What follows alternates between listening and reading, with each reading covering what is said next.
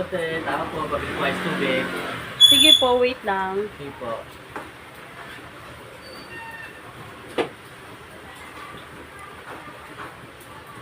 Ito na po.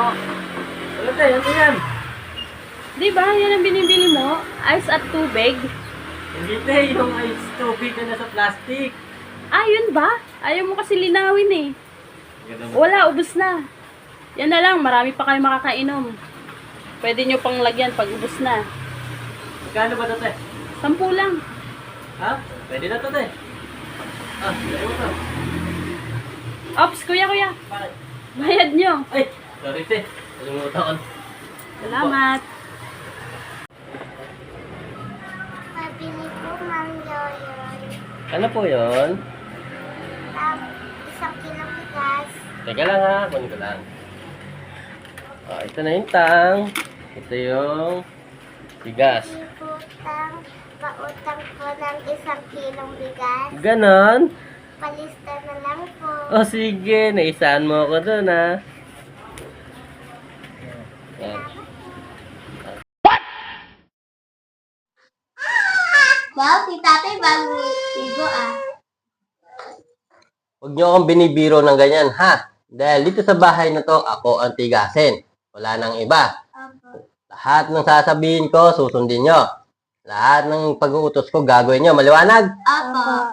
Magsahin ka na. Sige yan! Nagsasaing na ako. Tigasin ka nga talaga tay. Tay, tigasain ka talaga tay. Kayo naman, hindi nyo nakakantyaw nyo pa ako. Di pa kayo mabiro. Joke lang yan, ha? Huwag nyo ako susumbog sa nanay nyo. Ano? Ano? Sige yan! Nandiyan na! Nagsasaing na ako!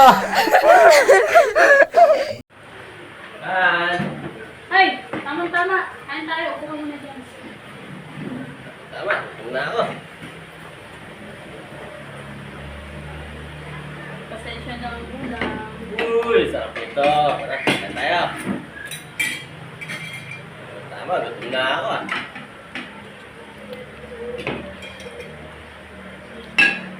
Oo nga pala, sinasabi sa akin ng anak mo, may surprise ito sa akin. Surprise. Baka ito. Soup at rice. Surprise! Gagawin talaga ng anak mo, naisahan ako. Yan nga yun. Oy, Egpay! Himala, di niya tinitira. Di niya kinakain. Bakit?